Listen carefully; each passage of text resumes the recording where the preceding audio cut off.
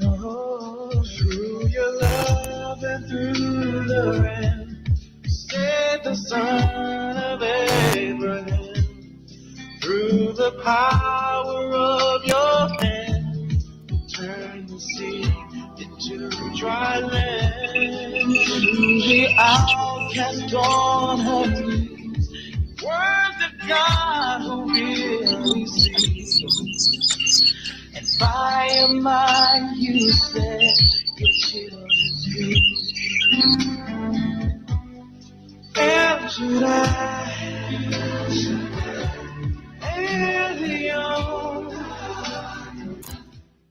Hello, hello, hello. Good evening, listeners out there. Today is another day, 30th of March, which is the last Thursday of the month. And this Thursday is Pasty Development Hour. And we are going to talk about a subject which is really dear to my heart.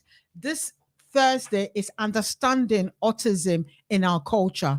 And the whole month of April is Autism Month, whereby we will develop ourselves in understanding what autism means, the spectrum that some children find themselves in, and what do we do as a cultural people. We are always there's a stigma attached to this. So today I've got Mrs. Barbara Angel and Miss Olivia Bafwewia, who also happen to have a daughter who is autistic, who has been with Hope Setters for the past 8 years, but she's really thriving and doing extremely well. And we are very proud of her, what she's doing. So tonight we've got Mrs. Barbara Angel, who is the founder of Hope Setters.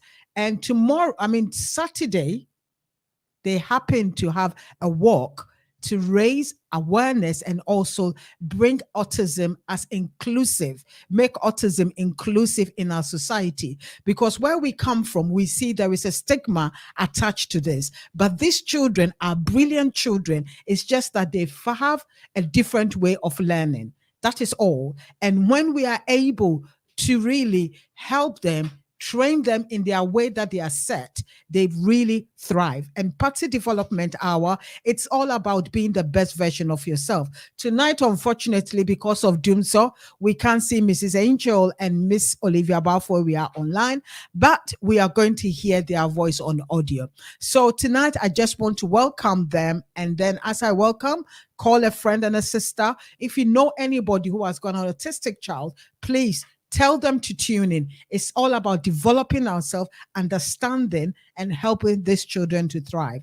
So good evening, Mrs. Olivia Balfour and Mrs. Barbara Angel. Can you hear me?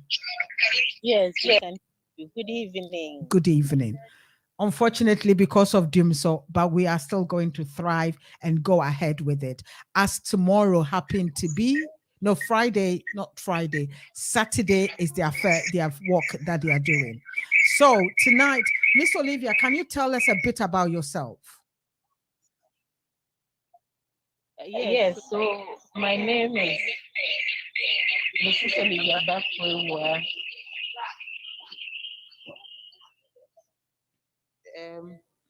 I have a daughter who is 20 years old and is on the autistic spectrum. Raising her has been a difficult and challenging one, but we are still thriving. We are still there. We are still going. Great. So I know there's been a lot of challenges, as you said, but we will ask Miss Barbara, why did you found Hope Setters to really help children of the different spectrum? Can you tell us a bit about how you really decided to establish this foundation? So good evening, everybody, and thank you for having me. I started Hope Setters in Tema because it was very strategic for me.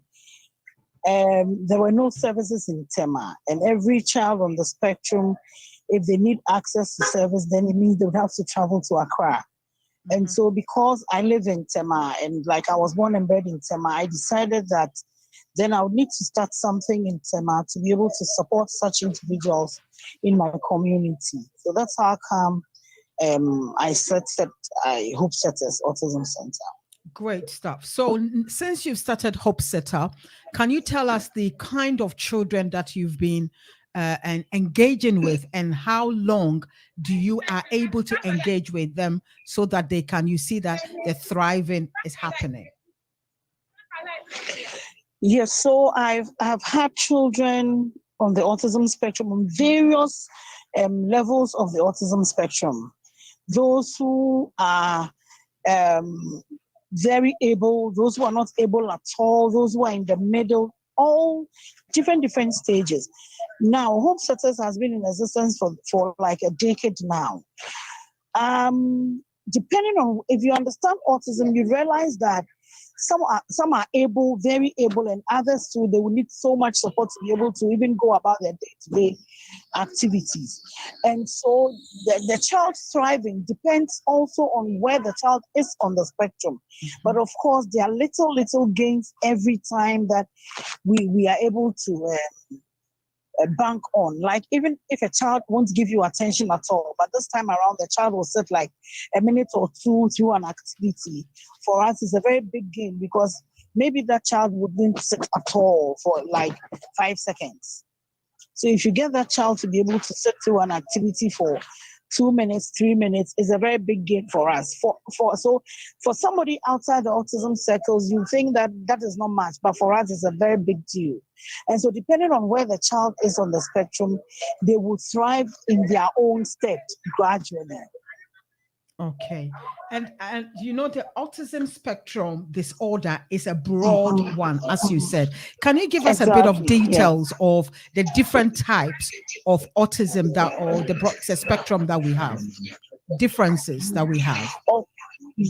Okay, great. So we have some individuals who gain speech. They are able to talk, but then they still have challenges, especially those types are picky eaters, which means that they are very choosy when it comes to what they want to eat.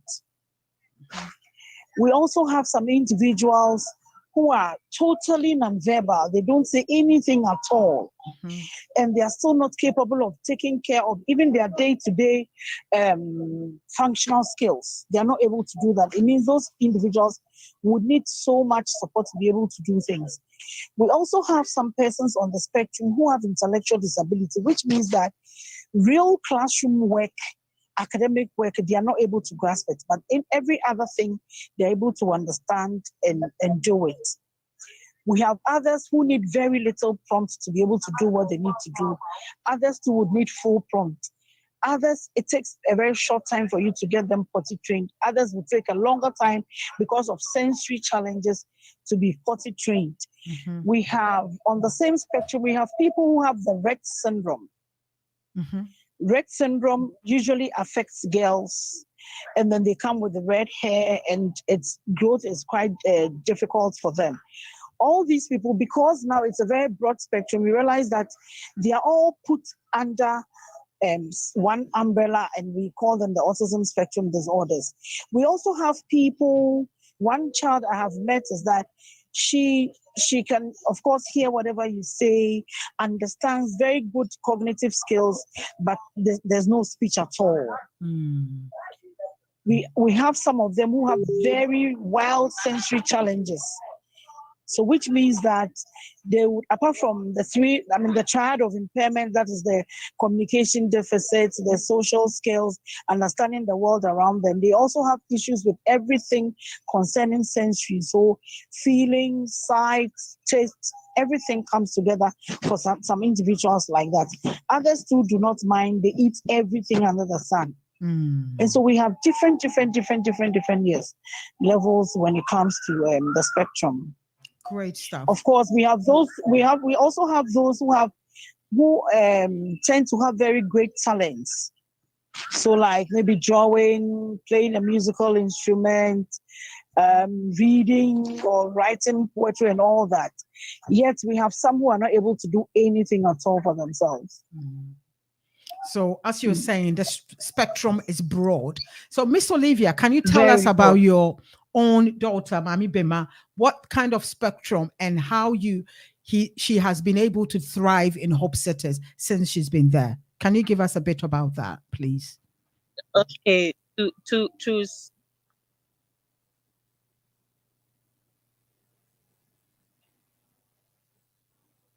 start with, let me Mhm. try to say what autism is. As Auntie Baba said, it's a very broad spectrum disorder, and it's neurological Mhm. in that it affects the way an individual sees the world around them, Mhm. socially. Sometimes it affects their cognitive function. Sometimes it can affect their motor functions. And there are some red flags if you're a parent and your child is 2 years or more and is not smiling back at you when you smile at her, or it's not pointing. When pointing in itself is a form of communication. So Mhm. when she's not pointing, you have to be concerned. When she or he is over or undersensitive to sound, touch, light, smell, and the lights, you need to be Aware. you need to stand. Now, Mami Bema, she started as a very hyperactive child. Mhm. She wouldn't smile when you smile back at her. She wouldn't smile back when you smile at her.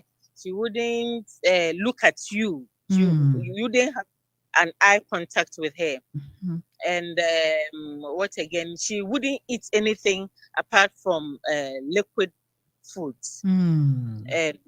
Yes, but with therapy, counseling, and you know, Auntie Baba, at Auntie Baba's place, they've been able to uh, train her, and now she's able to bead, she's able to braid hair, she does makeup, she loves to dress, and all that.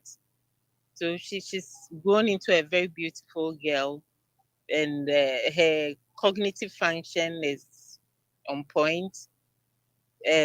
She has intellectual disability, though, but the other Aspects. faculties are, Yeah, working. yes. Great stuff. So you as a mother, you saw at a very young age things that were not right, like looking at you face to face, not pointing. What other things did you see that you thought there is something not right here? And when were you able to seek help? Yes, so because I have had a child earlier, I knew the milestones I was expecting. Bema wouldn't smile when you smile, but she wouldn't smile back when you smile at her at age like 8 months to 1 year. Mhm. So, and I didn't know anything about autism at that time. So, in my thoughts, I thought my child was too serious. Mhm. You know, I was like, Mama, you are too serious. You won't even smile when we smile at you. And sometimes she will give you an eye contact, but she wouldn't sustain it. It Mhm. lasts for a few seconds, and she love to play by herself. She wouldn't. There are so many things I thought were not wrong. I thought were wrong. So Mhm. I started talking about it. Of Mhm. course, I didn't know what autism was at that time, Mhm. but I started talking about it. I remember even taking her to a pediatrician, Mhm. and the doctor told me that, oh, uh, I was being too worried over nothing. I should wait if the child is above 2 and I'm still seeing the signs I was talking about. Then I will have cause to be concerned. So uh, it was like that. S- I, I I I thought it was becoming too much. I mean, Mhm. when she was 2, she still wouldn't talk. Bema said, "Mama," when she was like 6 years old. Mhm. So that was how far we have come. Great stuff. So you as a parent, you really had an eye from day one and you saw some of the symptoms, even though the people who are supposed to be the expert did not see. But as a mother, you knew there was something wrong. So Mrs. Barbara Angel, I will just come to you. Have you, because you are working in the field, how many parents do they wait till last minute before they find out that there is something wrong normally? Please, can you say the question again, I please? was saying that how many parents, the people who come to you, how long did they take them to realize that their child is in the autistic spectrum normally? How long does it take them to from? Yeah. Okay, so there are people who might have heard about autism. So you realize that those people come in a bit early. So like by 3-4 years. There are others too, there are a group of parents who would know that there's something wrong. They might not really necessarily know that it's autism. They would know that there's something wrong, but then they'll be in denial. And so that one they can go, and because the children will be smaller at that time, it would be okay for them to just push them into the preschools in the mainstream school system, where it is just like babysitting them. Until they are getting to class 1, class 2, and then the mainstream schools will realize that they are distracting the class. And so then they wouldn't have any choice than to bring them to a special school. And so we have categories of parents. We have some of them who would still want to push their children into the mainstream school that they would pick up language because there are lots of people talking around them. And then others too who, of course, maybe no people around, might have been wide read, and so they immediately would know that there's something wrong and they need to seek their specialist assistance. Great stuff. So what I want to say is, how do people share their stories? Yeah, so they would come to the center or they would call and they would tell you their concerns. And my child is, the very first thing that becomes a worry to parents is the fact that their children are not talking at the age that they are supposed to be talking. So it starts from there. Then that's the point where we are going to try to find out, apart from the child not talking, what other things that the child do. If you prevent the child from doing this, what would they do? Are they potty trained? So once you're able to get all those information together, then you'll be able to tell that no, there's something wrong here. Then we give a referral to a medical practitioner who would give us the medical diagnosis. Okay, so you've got connections with medical practitioner who will help you. Yes, please. Yeah, exactly. The most important thing as we are talking tonight is sharing your story is one of the best ways to reduce the stigma and create a better world of understanding people with autistic. And in our culture, how do people perceive these children in the spectrum? How in our culture, how do people perceive these children? So people think that they are over-pampered children. People think that they are possessed. People think that they are mad. And so you hear people give out such comments when they have or they encounter somebody on the spectrum. So then you always have the stigma around. If you're not careful and you fall into the hands of one man of God who does not really know what autism is, then of course they would say that it's either your mother-in-law, your brother-in-law, sister-in-law who is spiritually attacking your child. And there's so many things that people say. Some people would, especially if you are like elite in society, you kind of have some cash.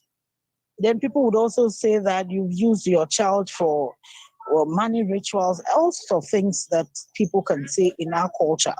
But how can we really educate people? For me, it's about educating our people for them to understand this is only children who are able to learn differently. And if we are able to get their attention and get them the right help and training, they can thrive as Mami Bema is thriving. How can we do that to really help? For me, it's about developing our culture for people to understand. What can we do to do that, Mrs. Angel? So over the years, we've organized walks to create awareness, share flyers, go on radio, go on television, have seminars and conferences to educate the public. At the same time, Hope Setters as a center tries as much as possible to display the abilities of the children so that people will know that once these individuals are given the necessary care, they would be able to thrive. We would be able to get something out of them despite the challenges or the level of challenges that the person has.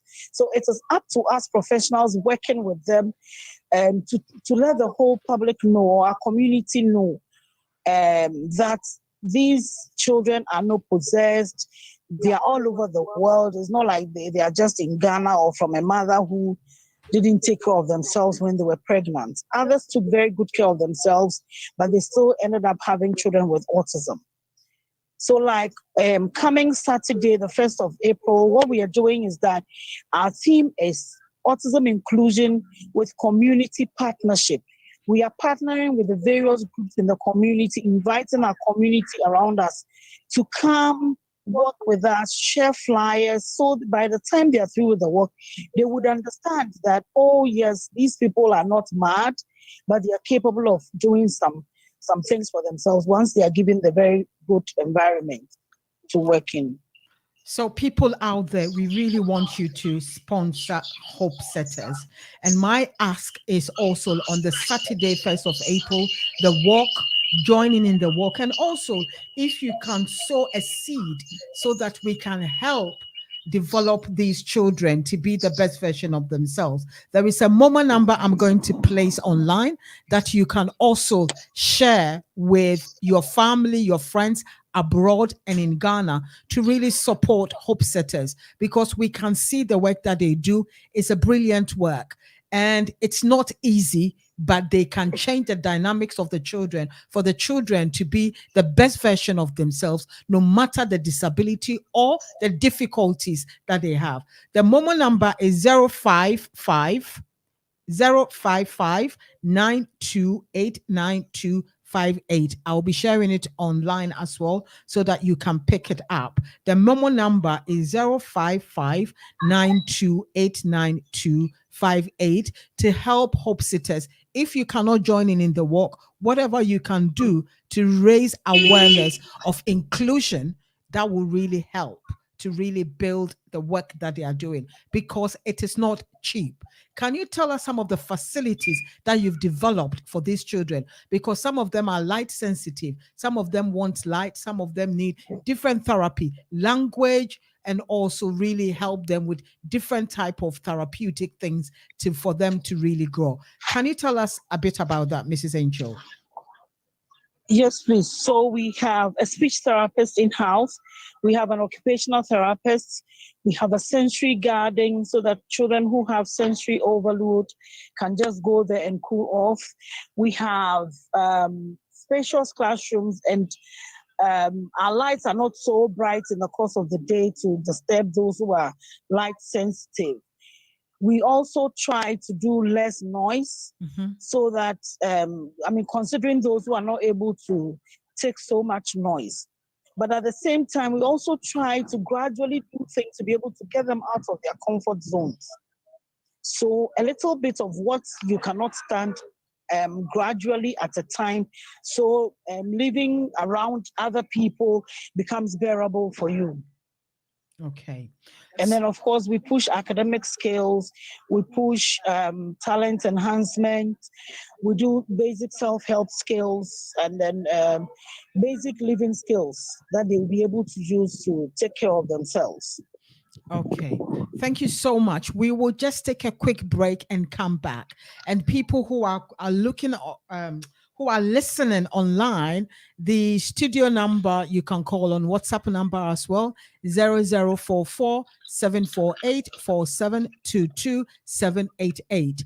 This is a very interesting topic, and we really need to develop ourselves, our culture, and really take away the stigma that is attached to autism, because we are all born differently. And I guess my daughter said we are all part a bit of the spectrum, and I believe that as well. So we are all cannot do the same thing at the same time, but with learning and really tutoring, we can really help. So we will take a quick break and I will be back shortly.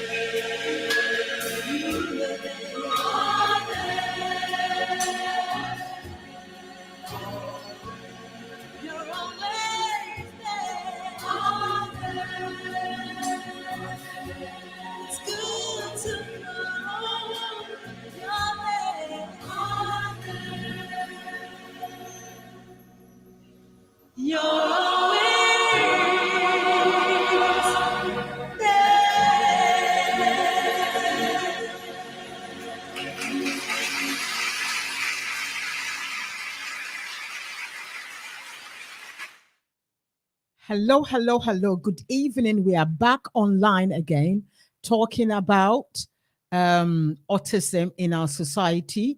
And what we need to do is really bring awareness to everyone out there. You know, it's spread kindness. Any act of kindness can make an impact in someone's life. And a powerful way to show others you care is you can also be contagious and help to encourage others to pass it on. Make the world a more inclusive place and help to spread kindness and positivity with impact act. So tonight, that's why I'm really showcasing this tonight about autism in our culture. Show kindness to these children because they also are here to make impact, live their life to be the best version of themselves. And with Hope Sitters, I'm sure there are other autistic centers in Ghana, but this is the one that I'm linked, and I know of a child who has been there and thriving. That is why we are talking about it. And the month of April happened to be Autistic Month. So that is why on Pasty Development Hour is to really help our communities to build and broad and really explain things to people out there. We all need to learn. And I've learned so much this week. I did not even have a clue this month of April was Autistic Month. And then they have the color blue, which tells them that blue. So this month, if you've got a color blue, wear it on Saturday to really support them. The color blue because it's bright. And these children are very brilliant children. They've got so much to give. Some of them are talented in different ways. And with the help of people like Hope Setters, they can really help them to thrive in the world and even really go and get their own businesses with the help of their parents. So tonight, it is all about autism in our culture. We want to drive away the stigma that people give. So welcome back again, Mrs. Olivia Bafwewia and Mrs. Baba Angel. Thank you so much to spend the hour with me tonight to really talk about autism. So the next point we really want to talk about is how is a social intervention for these children? Because some of these children can really feel like they don't want to get people around them. So how do you do to really bring them to scratch and make sure they showcase themselves as confident children. As we can see, Mami Bema is now modeling and is very articulated to take pictures and model herself with the clothes that she wears. Unfortunately, because of the lies of, we could have shown some of the pictures that she's really done. I think we have to do another one to really make sure we bring what this young girl has been able to achieve since she's gone to home setters. And as we encourage other parents as well, do not leave your kids in a room and think that this will go away and is spiritual and things will pray till thy kingdom come. It is not going to change. But when we get the right people, the right education, the right things to really help them, then they can thrive. So, Mrs. Encho, how can we help these children to have social interaction when some of them they don't want to? How do you help them to do that? Thank you for the question. So we are very strategic and intentional about that at the center. Because we live in a society and in a very large community, you cannot always be by yourself. You'd want to be able to interact with people. And so what we do is that we intentionally do activities with them that makes them live or do things with other people in a group. So we have group activities. It is all to be able to foster social interaction. We have 10 taking activities. It means that definitely you'd have to interact with somebody one way or the other. You wait for your 10 so that the other people can have their 10. It is all to be able to help the children have social interaction with other people. And then we have caregivers at the center that work with these people, and they are interacting with them every time, every moment throughout the day when they are at the center. They are the ones teaching them. We have some of them who are doing one-on-one activities. And then at some point, we bring them together to be able to have social activities with each other. Like we take them on field trips. We are very intentional about having all those activities so that we can help them to be able to properly socialize with each other. Okay. Thank you so much. So now, You're welcome. what age do they finish Hope Setters, and what is the next hurdle in their life? When they finish Hope Setters, what do they do? Because at the end of the day, it will come that they've really been acquired a lot of skills and they have to go back into the world of work. How do they do that? Yes, and so, well, for now, Hope Setters, we still have our first batch of students with us. But then the whole plan is that we are pushing them with vocational skills. But of course, it isn't all of the children that will be able to pick up the vocational skills. Like I said earlier, because it's a wide spectrum, some of them are not able to do anything at all for themselves. And so those who are capable, we are still trying to push vocational skills so that when they leave Hope Setters, they will be able to do things maybe with very less supervision or with maybe full supervision from somebody. They can even be shop attendants, just packaging stuff because they want things to be in a very systematic way. So just packaging stuff in a supermarket can be a job for somebody who has left the center. Somebody like Mami Bema, who likes to do beading, who likes to do hairdressing and photo modeling, can have opportunities to be able to do that. It also depends on a society understanding that these children are capable of doing that. And so we are trying as much as possible to be able to showcase that aspect of them so that community will understand and it will be easier for them to get things or jobs to do once they leave the center. Okay, great. And what's your mission statement, Mrs. Baba Angel, for Hope Setters? Our mission statement is to get every individual on the spectrum to live to their highest potential. And you've been able to achieve that? Yes, we are still on it, and we are thriving very hard on that. Fantastic. So I'm really grateful that you've really taken upon yourself to really build a spectacular center, and you've got all the provision to really help these children. So Mrs. Olivia Baforia, what can you say about Hope Setters since your daughter has been there for nearly 8 years? What can you say? She has achieved a lot. She has achieved a lot. Like Auntie Baba said earlier, to get your child to smile back at you when you smile at her is for us in the autism community is such a great achievement, and we actually celebrate it. For your child to blow her nose is such a great achievement. For your child to be able to point, or for your child to be able to call you mama, it's a whole celebration. And she's achieved a lot since she started Hope Setters. She's been able to uh, bead. She can do hairdressing. She can braid hair. She can do makeup. Her fine motor skills has improved so much. And Hope Setters has trained her to become a photo model. At first you might even have to tickle her before she will smile for a photo uh, a photo shot. But now, when she stands before the camera, she's flexible. She can give you poses, you know. So Hope Setters has done a lot for Mami Bima as an individual. In terms of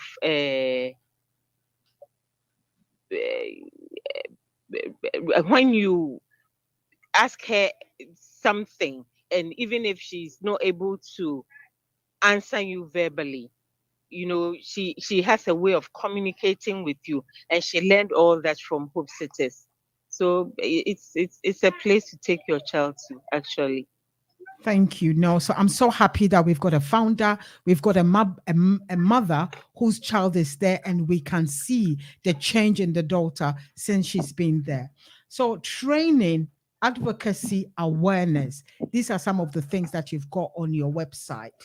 And you said training, you Yes, organize please. program for families, caregivers, volunteers, teachers, and other professionals to give them.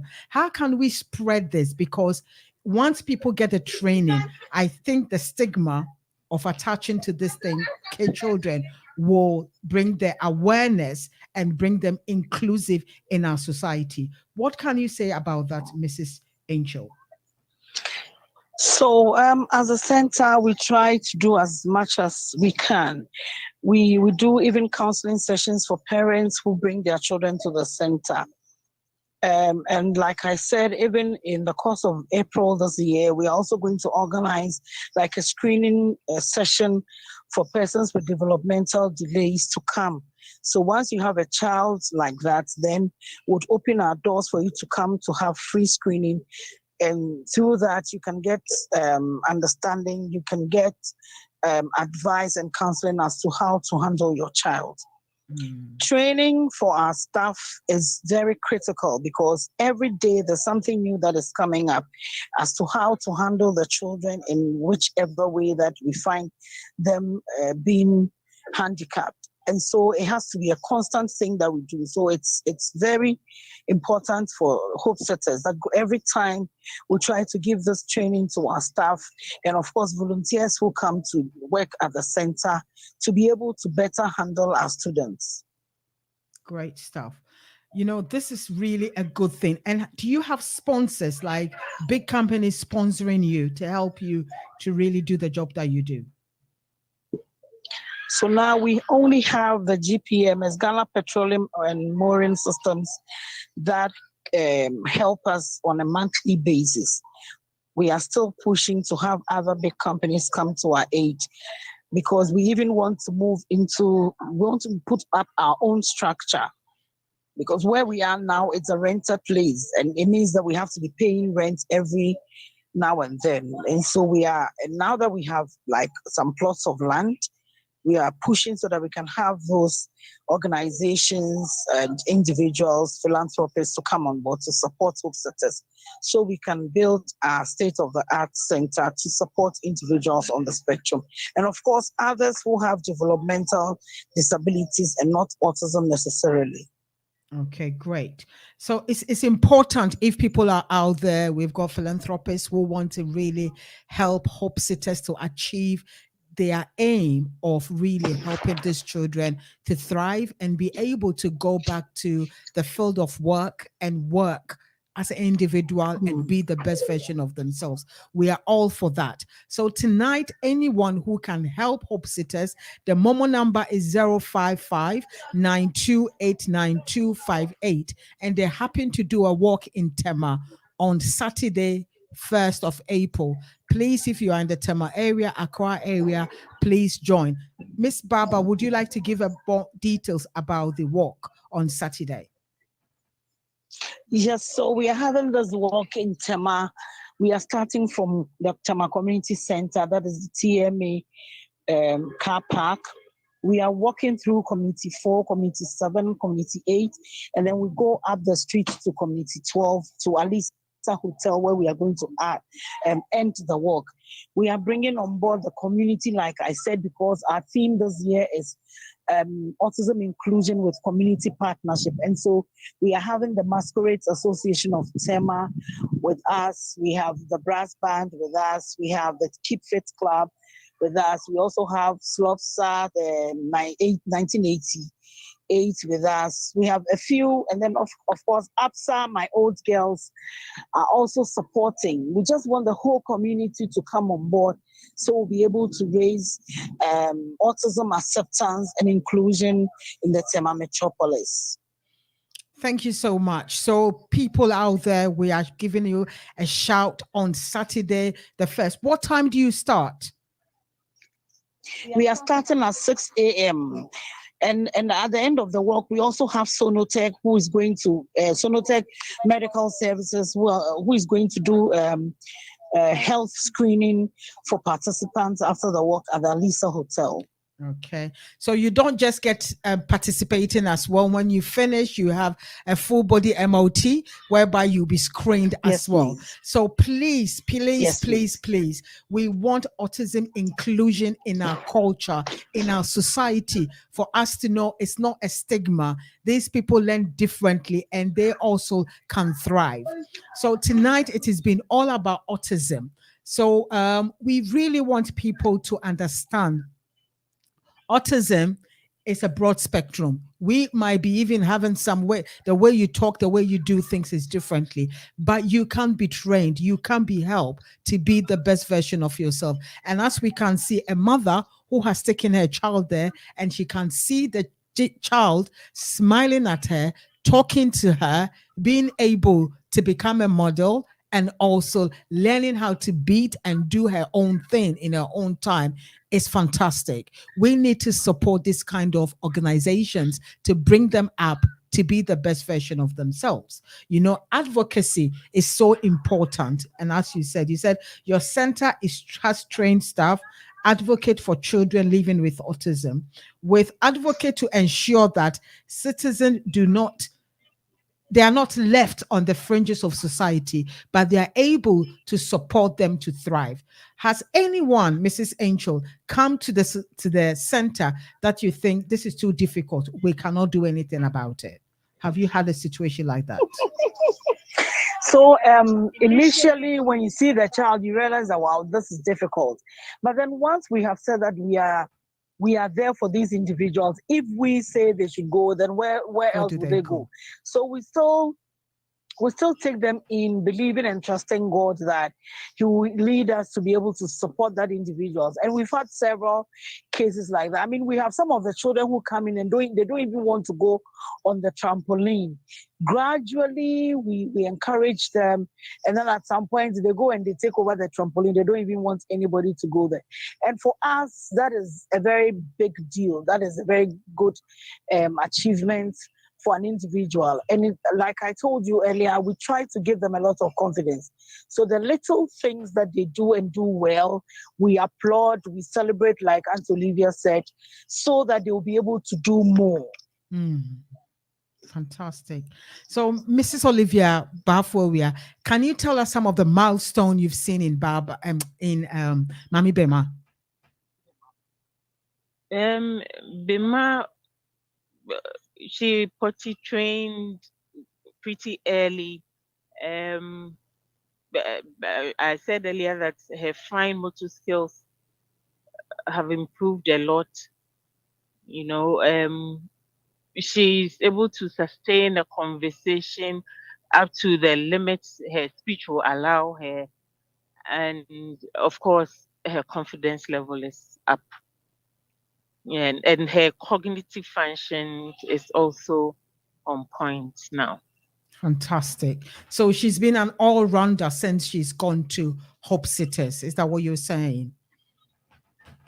Come Come again, again, please. please. Is you are saying that she's become an all-rounder in a lot of things that she wasn't able to do before. Oh, Oh, yes. yes. Great stuff. So what do you say to other parents out there who have not got Hope Sitters, but they just got a childminder at home looking after that child because the mainstream cannot take them? What is your advice to them, Mrs. Olivia Bafowa? Um, in a part of the world, I mean, in Africa, Ghana per se, we don't have any public social intervention. Mm. So it is pretty expensive for Mhm. us to, you know, to access these centers. Because those running the centers need to be paid, they need to eat and all that.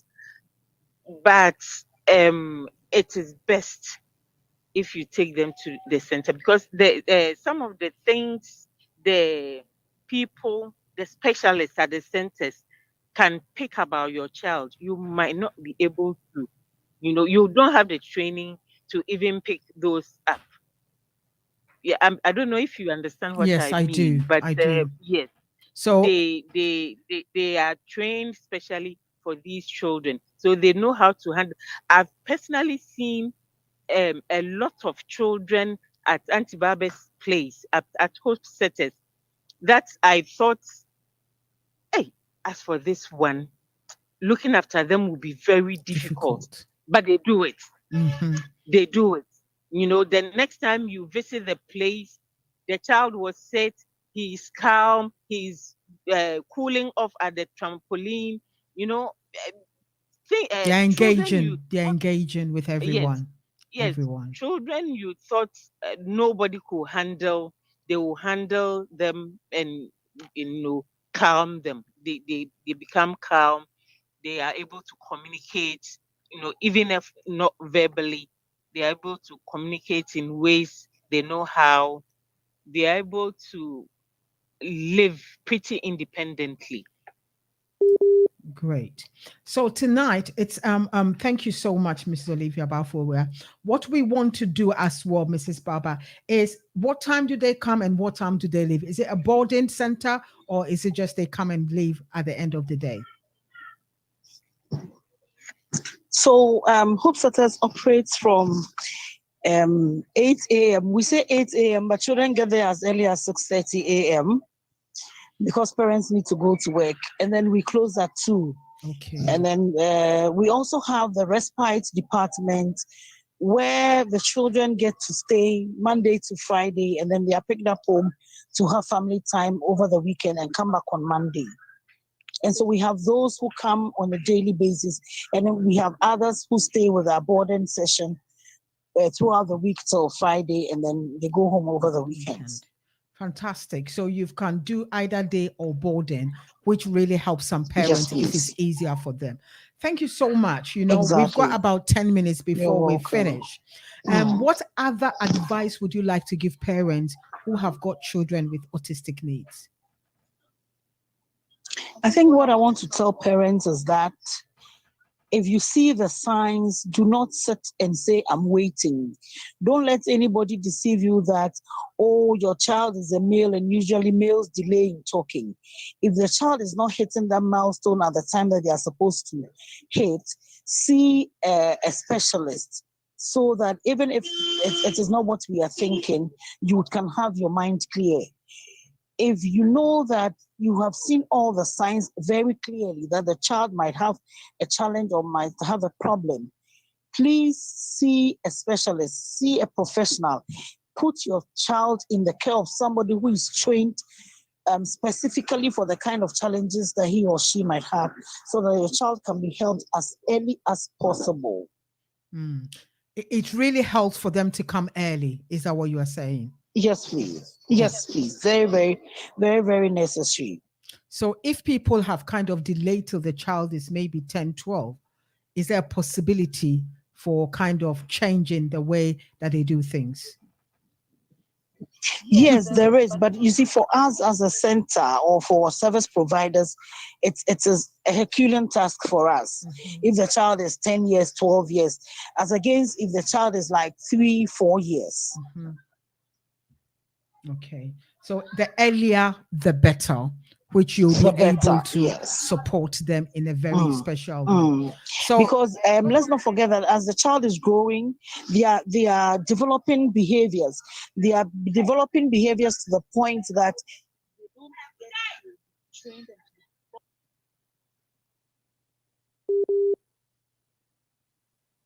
did we lost you, Mrs. Yes, Angel? they become so used to it that it's difficult for you to correct them. Yes. So the earlier, so the word for advice is as soon as you see some signs, make sure you get professional help and make sure you find an autistic school to help them, whereby they can train them, give them the cognitive ability to really be able to talk, to be able to understand what is around them. I think the most important thing is parents understanding what is going on. Can you share a word of advice again to parents who have not got a clue of how to deal with these children?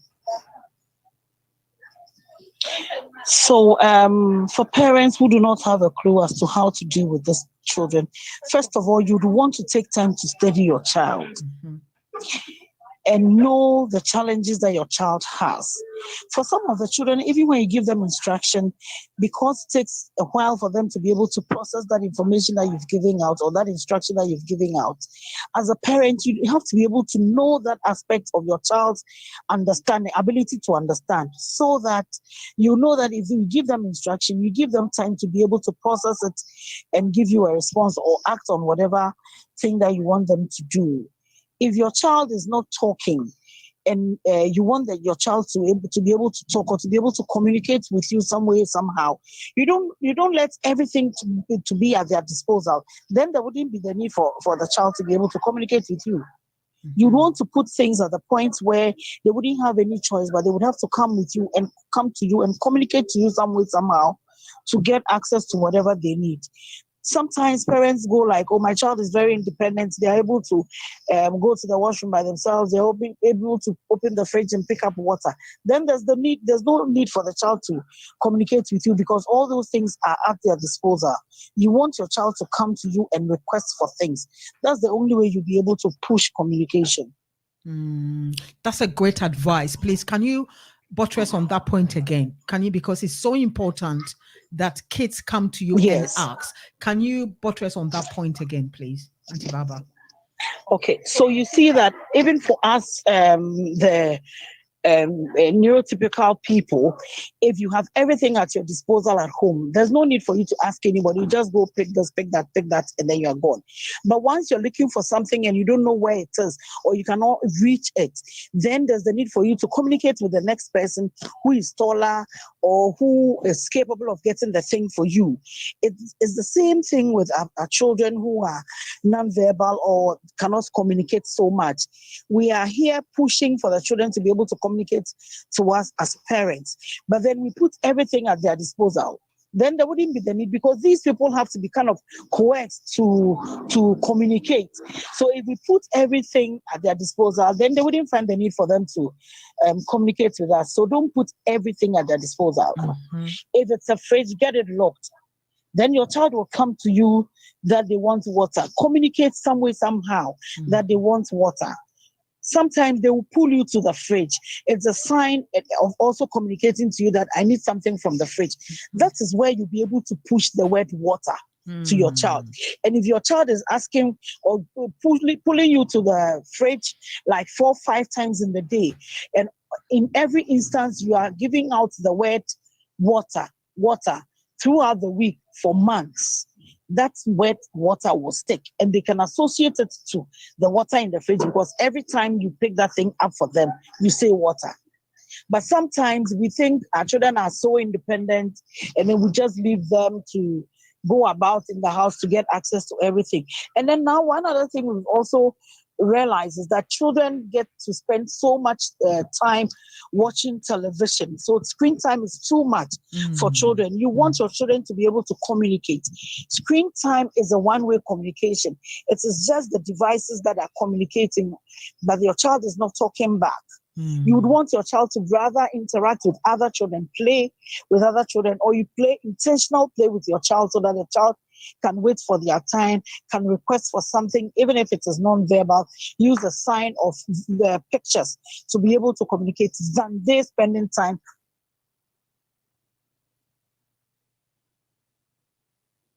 I think that it is just okay for the child to sit in front of the television, watch cartoons so that they'll be able to do whatever house chores that they need to do. It is not right. It is giving our children problems. So parents would have to take a look at that again. Thank you so much for really buttressing on that point. Really, it's so important. Just letting them be is not the answer, but really spending quality time with them, talking to them, interacting with them will open their more skills for them to be able to be verbal. But if you tell them, sit at that place and watch cartoons, they are not going to get anything. But pointing to them and telling them that is water, no matter how many times you tell them, something will stick. That is a brilliant idea. And I think most parents out there listening will do that. That will really help them. Thank you for really bringing that point on. We've literally got 2 minutes before the show is over. I cannot thank you ladies enough for really opening other parents as well, understanding the spectrum, whatever spectrum they are, they can be able to be trained, help them to be the best version of themselves. So Mrs. Olivia Bafwa, what can you say to parents out there before we end? So to my fellow parents out there, if your child is on the autistic spectrum, it's it's nothing spiritual. It's not a curse. We have to love them. We have to learn about the condition and be able to help them. If we show them love,